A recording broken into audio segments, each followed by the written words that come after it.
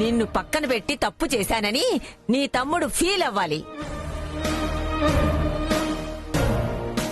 అక్కని పట్టించుకోకుండా తప్పు చేశామని నీ చెల్లెళ్ళు ఫీల్ అవ్వాలి. అవును. అవునంటే కాదు, ప్లాన్ ప్లాన్ చెయ్యి, ప్లాన్. ఇలాంటి ప్లాన్లు చేయటం నాకు పెద్ద విషయమేం కాదు. నాకు తెలుసు కదే. అదే నువ్వు తెలివైన దానివి, చక్రం తిప్పగలవు అంటున్నా. తిప్పేస్తా కానీ మరి నా చెల్లెళ్ళు ఓపెన్ చేయక నేను ఓపెన్ చేయక మా తమ్ముడు షాప్ ఎవరు ఓపెన్ చేస్తారు? దారిని పోయే దానయ్య ఎవరో ఒకరు చేస్తారు. ఎవరూ లేకపోతే అతగాడి పెళ్లంతో ఓపెన్ చేయించుకుంటాడు. ఏంటి, సూర్యతోనా? అవును. అది ఓపెన్ చేయటమేంటి? పిచ్చి మొహమా, అక్కడే నువ్వు రాంగుగా ఆలోచిస్తున్నావు. ఇప్పుడు సూర్య షాప్ ఓపెన్ చేసిందనుకో, అదిగో మా పెద్ద ఆడబడుచు నా కోసం ఇంత కష్టపడింది అని ఫీల్ అవుతుంది. అసలే సూర్యకి నీ పైన అభిమానం. ఈ పని చేసావనుకో అభిమానం ఇంకా పెరుగుతుంది. నీ చెల్లెళ్ళకి అధికారం ఇస్తే ఏమవుతుంది? ఇదిగో ఇప్పట్లాగే తొక్కి పడేస్తారు. ఎటు సూర్యని మీ నాన్న నెత్తిన పెట్టుకుంటున్నాడు కాబట్టి నువ్వు సూర్యకి ఫేవర్ గా ఉంటే అది నిన్ను నెత్తిన పెట్టుకుంటుంది. అదే జరిగితే ఏం జరుగుతుంది? నీ పొజిషన్ చేంజ్. నువ్వు ఆడింది ఆట, పాడింది పాట. బాగా ఆలోచించుకో.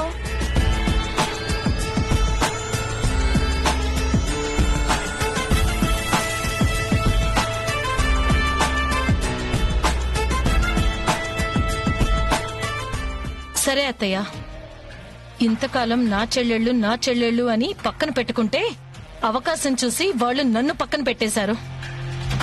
ఈ లలితను పక్కన పెడితే ఏం జరుగుతుందో వాళ్ళకి నేను చూపిస్తాను.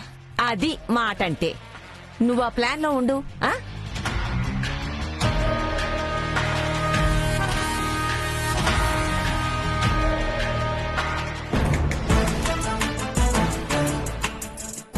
అబ్బాయా, ఆ ఎర్రిబాగుల దానికి చెప్పాల్సిందంతా చెప్పి ఎక్కించాను. ఆ చెల్లెళ్ళు వాళ్ళు ఓపెన్ చేయకుండా ఏదో ఒక కంట్రీ ప్లాన్ వేసింది. ఈ విషయంలో మీరు హెల్ప్ చేస్తున్నందుకు థ్యాంక్స్ అండి. థ్యాంక్స్లంతా తర్వాత. ఇప్పుడు ఆ ఇద్దరు ఓపెనింగ్ చేయకుండా మన సూర్యతో ఎలా ఓపెన్ చేయిస్తాం? ఇప్పుడు దాని గురించి ఆలోచించాలండి.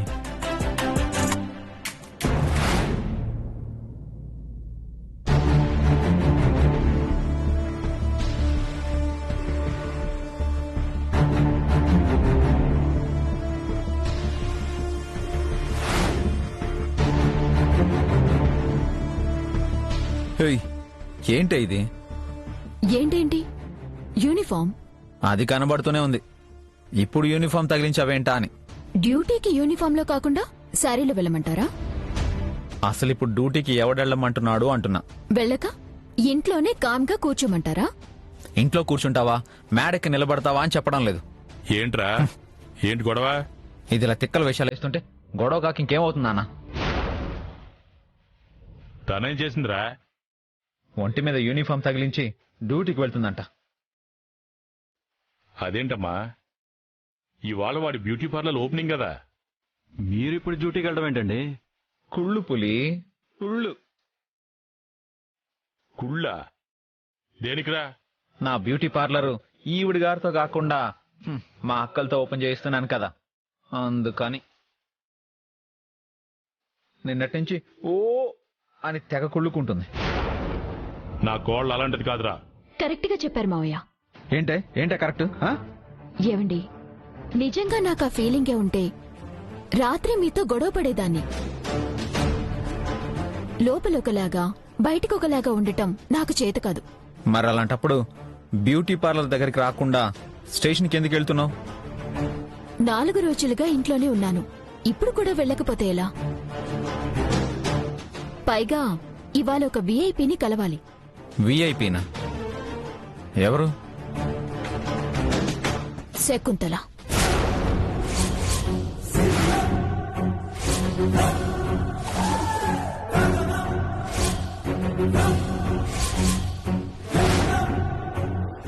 శకుంతల?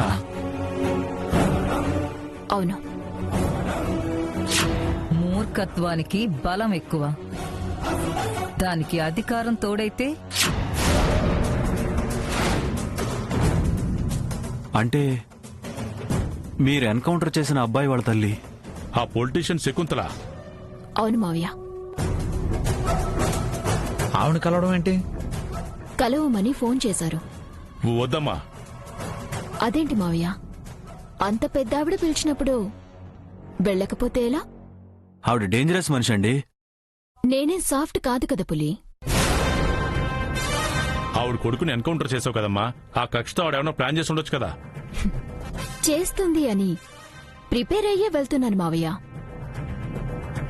మాట్లాడాలి అని పిలిచింది, మాట్లాడితే మాట్లాడొస్తా. పోట్లాటకి దిగితే తోక కత్తిరించొస్తాను.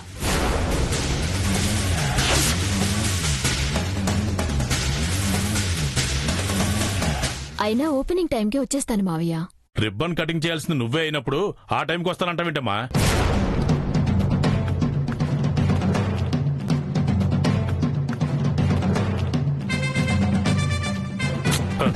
ఏంట్రా మీరు నోరెందుకు జరుగుతున్నారండి? ఏంటి ఇది? రిబ్బన్ కట్ చేస్తుందా? ఏదో తమాషాగానం లేరా. అంతేనా? లేక మీరందరూ కలిసి ఏదైనా కూడుపుటాన్ని చేస్తున్నారా? నువ్వు పెద్ద షాపింగ్ కాంప్లెక్స్ కడుతున్నామని, దాని ఓపెనింగ్ మా కోడలతో చేద్దామని మేమంతా గూడుపుడాన్ని చేస్తున్నాం రా. నాకదే షాపింగ్ కాంప్లెక్స్, నాకదే చాలా ఎక్కువ, నాకదే ప్రాణం కూడా. అబ్బా సర్లేండి, నేను పని చూసుకుని టైంకి వచ్చేస్తాను. వెళ్ళొస్తాను మావయ్య. అలాగేనమ్మా.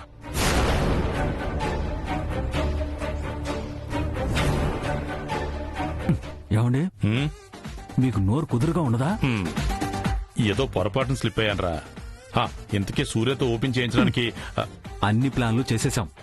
ప్రస్తుతానికి అంతా ఫేవర్ గానే ఉంది. మరి అక్కడికి వెళ్ళిన తర్వాత ఏం జరుగుతుందో.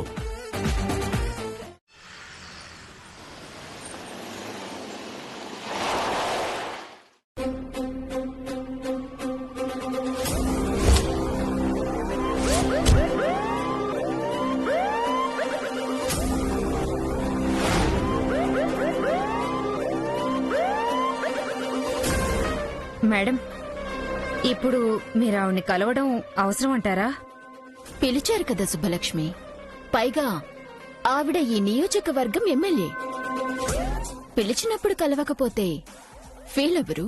ఆవిడ సరైంది కాదు మేడం. నేను కుదురైన దాన్ని కాదు కదా. నువ్విక్కడే ఉండు, నేను వెళ్ళి మేడం గారితో మాట్లాడొస్తాను.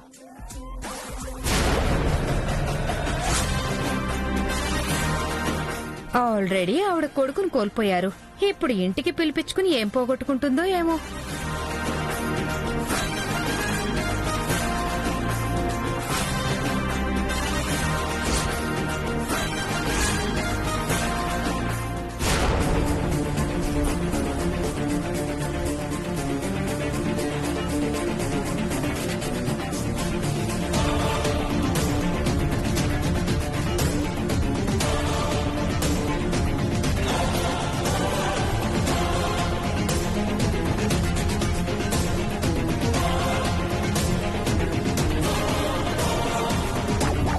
ఎక్స్క్యూజ్ మీ, మీరు? సూర్యకాంతం. మీరేనా? మేడం గారు వస్తారు, వెయిట్ చేయండి.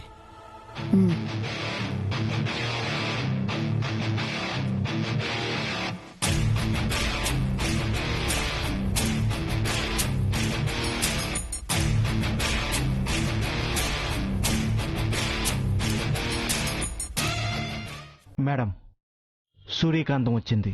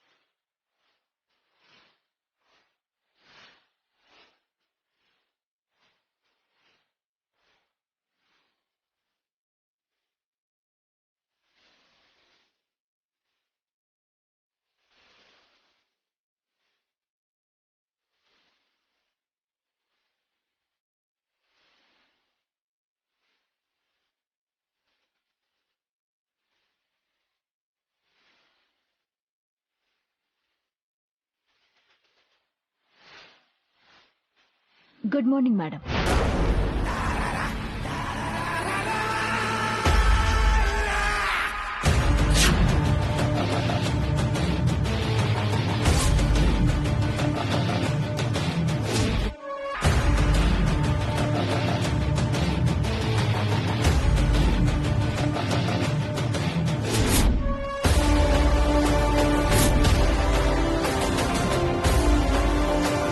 నువ్వేనా సూర్యకాంతం? అవును మేడం. అందరూ చెప్పింది నిజమే. నీ మాటలోనూ చూపులోనూ పొగరు కనిపిస్తూనే ఉంది. కొత్తగా ఉద్యోగంలోకి చేరావు కదా, అందుకే ఈ పొగరు. మీరు పొరపాటు పడుతున్నారు మేడం. ఈ పొగరు నాకు చిన్నప్పటినుంచే ఉంది.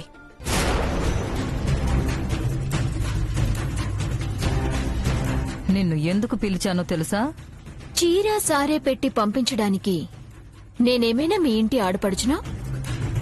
తప్పు చేసిన మీ కొడుకుని కాల్చి పారేసిన పోలీస్ ఆఫీసర్ని. వార్నింగ్ ఇవ్వడానికి కదా పిలిచింది. తప్పు చేస్తే నా కొడుకునే కాల్చేస్తావా?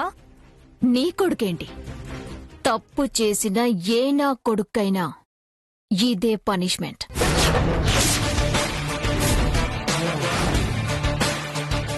చేంజ్లుండవు.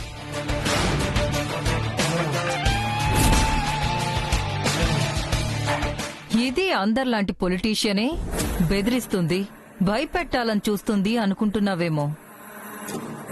నేను ఇక్కడ చిటికెలు వేస్తే ఢిల్లీలో సీట్లు కదిలిపోతాయి తెలుసా? ఢిల్లీకి మీతో పనుండొచ్చు, మీకు ఢిల్లీతో అవసరం ఉండొచ్చు. బట్ ఈ సూర్యకాంతానికి కర్తవ్యంతోనే పని, ఎవ్వరితోనూ పని లేదు.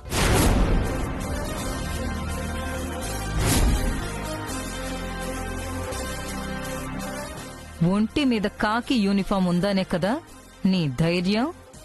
మేడం, ఈ చేతికి లాఠీ రాకమునుపు రెంచి పట్టుకునే అలవాటుంది.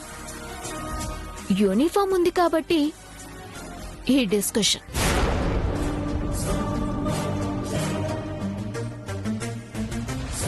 అదే రెంచి పట్టుకున్న సూర్యకాంతం అయితే ఇంత డిస్కషన్ ఉండదు. ఈ పాటికే మ్యాటర్ సెటిల్ చేసి వెళ్లిపోయేదాన్ని.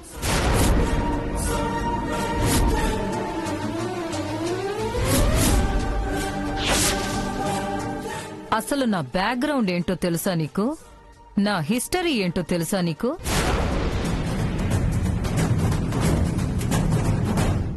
గాంధీ గారి మనవరాలివా? సుభాష్ చంద్రబోస్ చెల్లెలివా?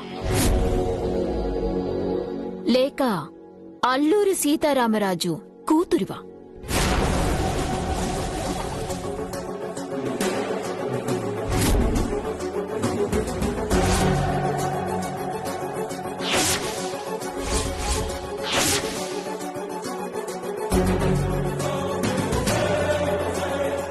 ఒక చిన్న వీధిలో గంజాయి అమ్ముకుంటూ మొదలైంది నీ చరిత్ర. నలుగురు కుర్రాలను చేరదీసి సినిమా హాల్స్ దగ్గర బ్లాక్ టికెట్లు, సెంటర్లో చైన్ స్నాచింగ్లు చేయించుకుంటూ ఎదిగావు. హత్యలు చేసి పైకొచ్చావు, ఎమ్మెల్యేవయ్యావు.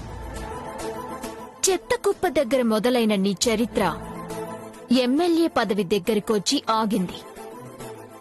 అంతకంటే ఏంటి?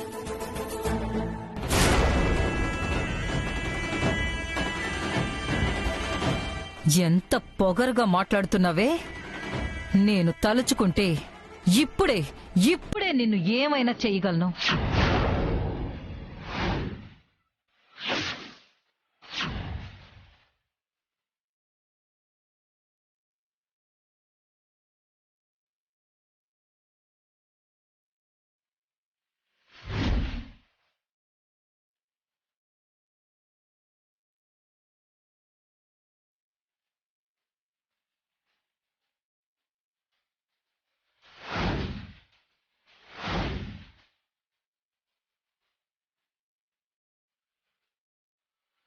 ఏంటి అలా చూస్తున్నావు?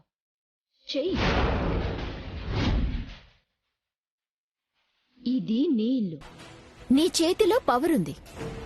నువ్వు చిటికేస్తే ఢిల్లీ కదిలొస్తుంది. ఇంకేంటి ఆలోచిస్తున్నావు? చెయ్యి.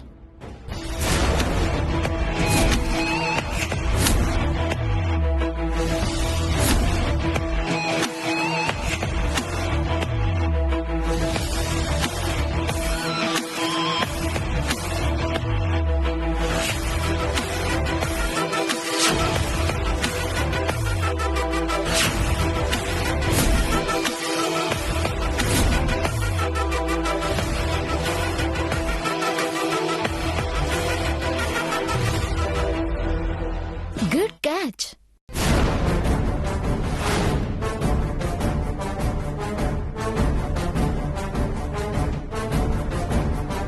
ఇప్పుడు చేతిలో ఆయుధం కూడా ఉంది.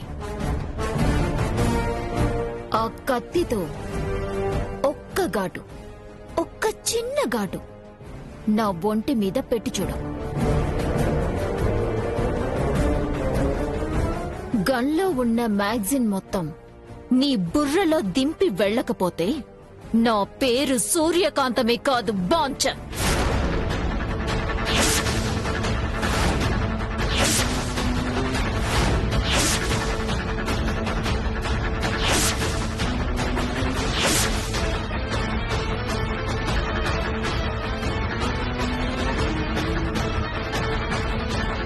ఏంటో చూపు. చిన్నప్పుడు మా అమ్మ చందమామ కథలు చెప్తేనే వినలేదు. నువ్వు ఢిల్లీ కథలు చెప్తే విని భయపడతాననుకున్నావా? చూడు, నీ కొడుకు తప్పు చేశాడు. పట్టుకోవాలని చూసా, ఎదురు తిరిగాడు. కాల్చి పారేశా. నా కంటికి నీ కొడుక్కి నీకు పెద్ద తేడా కనపడ్డం లేదా? నా కంటికి కనిపించినట్టే నా గన్కి కనిపించకు. దానికి నాకంటే కోపం ఎక్కువ.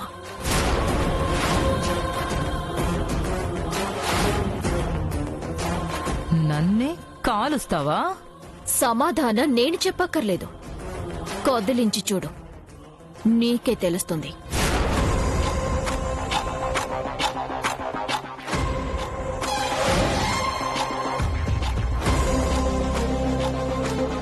ఎన్నో ఆశలు పెట్టుకుని పెంచుకున్న కొడుకు చనిపోయాడు. బాధే, కాని అయిపోయింది. ఎవ్వరూ ఏం చేయలేం. అయిపోయిందేదో అయిపోయింది. వదిలే. లేదు, వదిలేదాన్నే అయితే ఇంత దూరం నిన్ను పిలిపించేదాన్నే కాదు. నా చేతుల్లో నీ ప్రాణాలు పోయేటప్పుడు నా కాళ్ళు పట్టుకోవాలి. పైకి వెళ్ళగానే తప్పైందని అక్కడున్న నా కొడుకు కాళ్ళు పట్టుకోవాలి.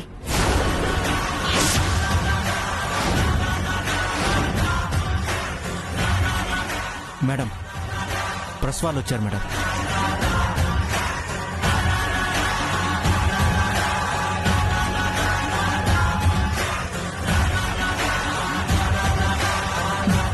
ఏంటి అలా చూస్తున్నావు? నిన్ను పిలిచినట్టే ప్రెస్ని కూడా నేనే పిలిపించాను. ఎందుకు పిలిచానో అర్థం కాలేదు కదా? రా, రాజకీయం అంటే ఎలా ఉంటుందో చూద్దు గాని.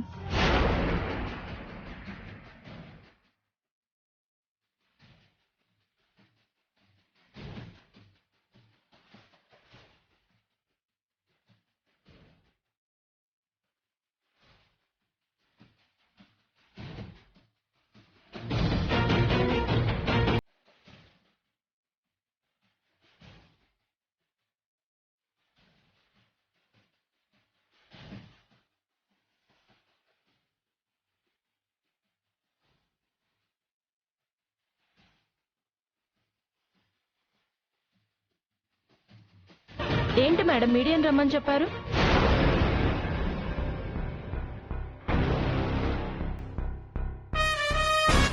ఎస్ఐ సూర్యకాంతం గారు కూడా మీతో ఉన్నారు. Anything special madam? హ్మ్. నా కొడుకుని ఎన్కౌంటర్ చేసిన సూర్యకాంతం, అధర్మాన్ని అరికట్టి నీతిని న్యాయాన్ని నిలబెట్టిన సూర్యకాంతం. ఇలా తన గురించి ఎంత చెప్పినా తక్కువే.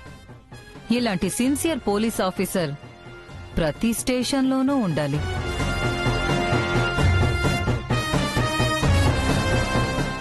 తనని సన్మానించాలని పిలిపించాను. అది చెప్పడానికే మిమ్మల్ని కూడా పిలిచాను.